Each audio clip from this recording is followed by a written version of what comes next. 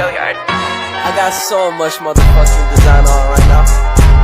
Break it down, bring it back, make it clap. I got 3 old thoughts, new block, wear that thing. Bitches on my line, and you know. Assalamualaikum warahmatullahi wabarakatuh. Kami dari kelompok 4 yang beranggotakan saya Dwi Nur Rahmawati NIM 2231141121. Saya Ella Sofia NIM 2231411122. Dan saya Fitria Lali Fatmawati NIM 2231411123. Saya akan menjelaskan revolusi dunia dan pengaruhnya terhadap umat manusia. Nah, topik pembahasan ini ada 6. Yang pertama, revolusi Amerika, revolusi Perancis, revolusi Rusia, revolusi Cina, revolusi Indonesia, dan revolusi industri. Revolusi Amerika. Pada awalnya, benua Amerika didiami oleh bangsa Indian pada tahun 1942. Columbus tiba di benua Amerika. Amerika bagian selatan dikuasai oleh Portugis dan Spanyol, sementara Amerika Utara menjadi rebutan antara Perancis, Inggris, dan Belanda. Latar belakang terjadinya revolusi Amerika ini yang pertama, paham kebebasan perdagangan atau ekonomi. Yang kedua, paham kebebasan dalam politik. Yang ketiga, pemberlakuan pajak yang tinggi. Yang keempat, terjadinya peristiwa Boston Tea Party. Nah, terjadinya proses revolusi Amerika pada tahun 1775 sampai 1777 terjadi pertempuran Lexington, Boston, Bunker Hill, dan Saratoga antara Inggris dengan tentara dan penduduk koloni. Pasukan koloni Amerika mendapatkan bantuan dari Perancis dan Belanda yang dipimpin oleh George Washington mampu mengalahkan Inggris. Amerika menerapkan taktik diplomasi dengan mengirimkan Benjamin Franklin ke Eropa. Pada tahun 1776, Thomas Paine mengutarakan pendapat dalam sebuah karangan yang berjudul Common Sense atau akal sehat, berisi gagasan kemerdekaan. Kongres di Philadelphia dihadiri oleh wakil-wakil ke-19 koloni. Mereka sepakat untuk menandatangani sebuah deklarasi yang dikenal dengan Declaration of Independence yang disusun oleh Thomas Jefferson, ditandatangani pada 4 Juli 1776. Nah, pada hari itu dijadikan Hari Kemerdekaan Amerika. Dalam Perjanjian Paris pada tahun 1783, Inggris akhirnya mengakui kemerdekaan Amerika. Nah, adapun pengaruh revolusi Amerika, yang pertama, berkembangnya sistem demokrasi, yang kedua, adanya pengakuan hak asasi manusia, dan yang ketiga, mendorong kemerdekaan berbagai negara. Yang kedua adalah revolusi Perancis. Nah, revolusi Perancis ini bukan semacam keistimewaan Perancis saja, tetapi revolusi semacam itu dapat meletus juga di mana-mana di seluruh Eropa. Yang pertama, rasionalisme dan avant-garde. Pengaruh ini sebagai pendorong timbulnya revolusi Perancis, karena Perancis ketika itu memang penuh kepincang-pincangan dan kesalahan. Nah, yang kedua adalah romantisme. Romantisme ini muncul pada tahun 1750 sebagai reaksi dari nasionalisme, juga banyak pengaruhnya dalam revolusi Perancis. Yang ketiga, adanya paham-paham dalam perang kemerdekaan Amerika. Pada tahun 1771 meletuslah perang kemerdekaan Amerika 1774 sampai 1783. Dalam perang itu, Perancis membantu Amerika dan mengirimkan tentara Perancis di bawah Lafayette ke Amerika. Adapun jalannya revolusi Perancis itu pada tanggal 17 Juli 1789, wakil-wakil golongan 2 atau rakyat jelata memproklamasikan Etats Généraux sebagai Assemblée Nationale Dewan Perwakilan Bangsa Perancis. Secara politik, revolusi revolusi Prancis ini dimulai pada 17 Juli 1789, militer pada 14 Juli 1789. Nah, adapun pengaruh dari revolusi Prancis, yaitu revolusi Prancis telah mengilhami perjuangan bangsa-bangsa di Asia Afrika, termasuk bangsa Indonesia. Nasionalisme di Asia Afrika, termasuk Indonesia, muncul akibat dari penindasan yang dilakukan oleh negara-negara imperialisme Barat. Adapun pengaruh revolusi Prancis dalam bidang politik, itu revolusi Prancis membawa perubahan dalam sistem pemerintahan yang semula berupa monarki absolut menjadi pemerintahan yang demokratis. Kemudian HAM diakui dan dihormati. Selanjutnya dalam bidang ekonomi, revolusi Prancis memberikan dampak, yaitu petani menjadi pemilik tanah kembali dan adanya penghapusan pajak feodal. Yang ketiga adalah revolusi Cina. Revolusi Cina adalah sebuah pergaulan politik yang berusaha untuk meruntuhkan kekaisaran dinasti Manchu. Adapun latar belakang terjadinya revolusi Cina adalah kekalahan Cina dalam perang melawan Jepang pada tahun 1895. Korupsi yang dilakukan oleh para petinggi dinasti Manchu, meninggalnya kaisar dinasti Manchu, penyelewengan kekuasaan mengakibatkan kesengsaraan rakyat Cina. Pada abad ke-20 Masehi, muncul organisasi yang bercita-citakan melakukan revolusi dengan menggulingkan kekuasaan dinasti Manchu. Sun Yat-sen memiliki ajaran 3 asas rakyat berisi nasionalisme, demokrasi, dan sosialisme. Diawali dengan pemberontakan oleh kaum revolusioner pada 10 Oktober 1911 untuk melakukan pertempuran di kota Uja. Nah,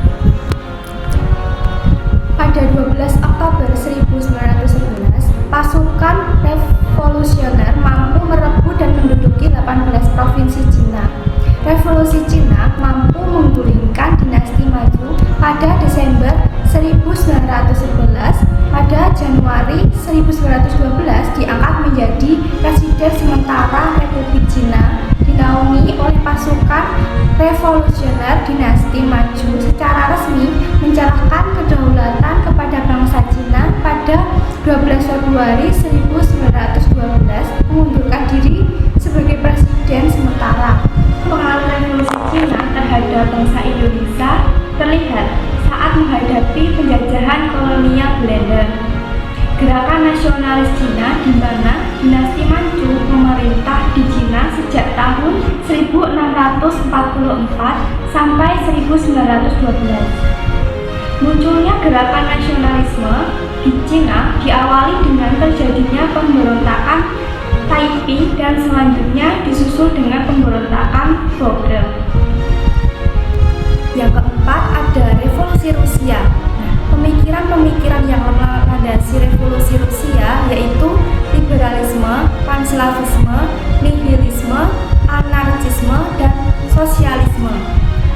Jalannya revolusi Rusia terjadi pada Februari 1917, dimulai di Leningrad.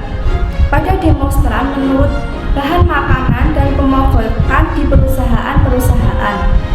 Dikarenakan rakyat sudah muak dengan tindakan Tsar Nicholas II yang semena-mena dan kejam.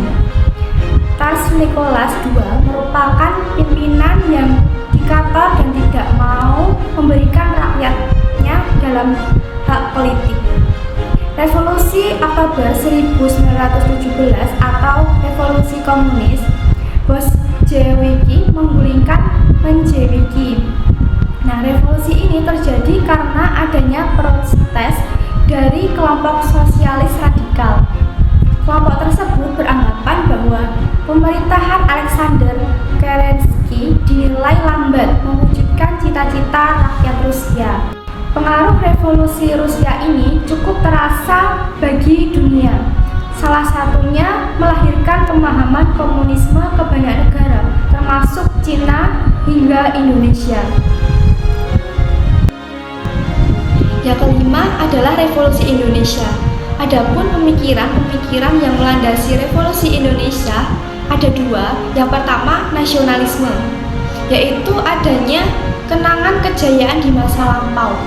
Kemudian penderitaan dan kesengsaraan akibat kolonialisme dan imperialisme asing. Kemudian munculnya golongan terpelajar yang berpikir kritis dan berani menentang kekuasaan para penjajah. Yang kedua, ada demokrasi. Dominasi dan otoriter pemerintah penjajah di Indonesia mendorong orang-orang Indonesia untuk dapat bersuara, berpendapat, menyerukan ide-ide dan pikiran untuk kemajuan bangsa. Nah, jalannya revolusi Indonesia ini transisi dari menyerahnya Jepang dalam Perang Dunia II dan belum datangnya revolusi sekutu ke Indonesia merupakan keadaan vacuum of power, yaitu kekosongan kekuasaan.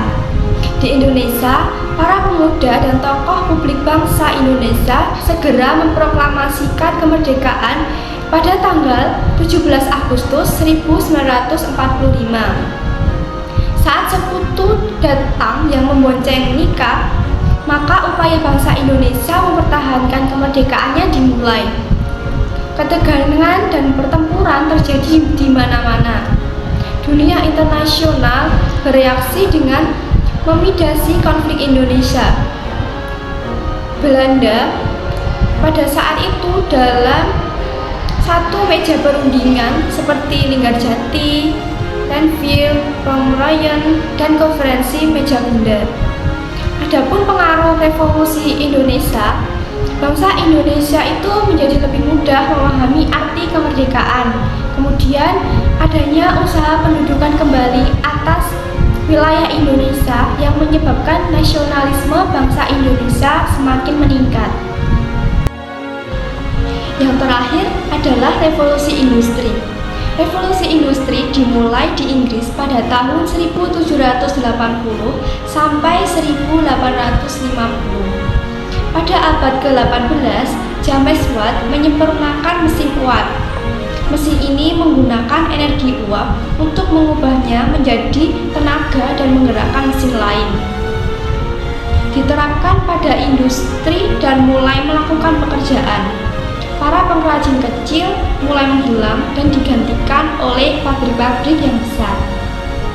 Adapun latar belakang terjadinya revolusi industri, yang pertama, keamanan dalam negara Inggris pada abad ke-18. Kemudian mulai berkembangnya kegiatan kewirausahaan dan manufaktur.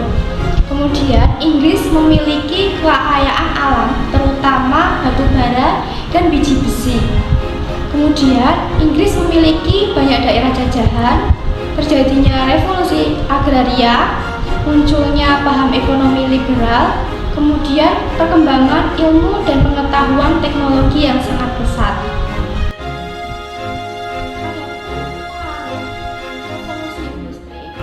Dampak dalam bidang ekonomi yaitu adanya suatu kapitalisme. Kapitalisme adalah suatu paham ekonomi berdampak bahwa laba dapat ditingkatkan dengan cara serta bahan baku yang banyak, pengusaha sektor produksi, serta bahan baku, distribusi atau pemasaran, dan teknologi terbaru. Kemudian di bidang sosial, suatu kegiatan industri tampaknya menjanjikan kehidupan yang lebih banyak. Petani desa pergi ke kota untuk mendapatkan suatu pekerjaan. Kemudian dalam bidang politik, munculnya gerakan sosialis yang menjadikan politik apartheid kulit putih dan kulit hitam akibat revolusi industri yang berdampak pada revolusi. Yang terakhir, berpengaruh pada bidang sosial budaya. Dalam bidang sosial budaya, bahwa revolusi industri ini menyebabkan dengan suatu budaya yang dibawa pada suatu peralihan budaya tertentu, pada yang dibawa berkembang teknologi dan ilmu pengetahuan dari revolusi industri di negara Inggris. Terima kasih telah menyimak video kami yang berjudul Revolusi Besar Dunia dan Pengaruhnya Terhadap Umat Manusia. Apabila banyak kekurangan, kelompok kami meminta maaf yang sebesar-besarnya. Wassalamualaikum warahmatullahi wabarakatuh.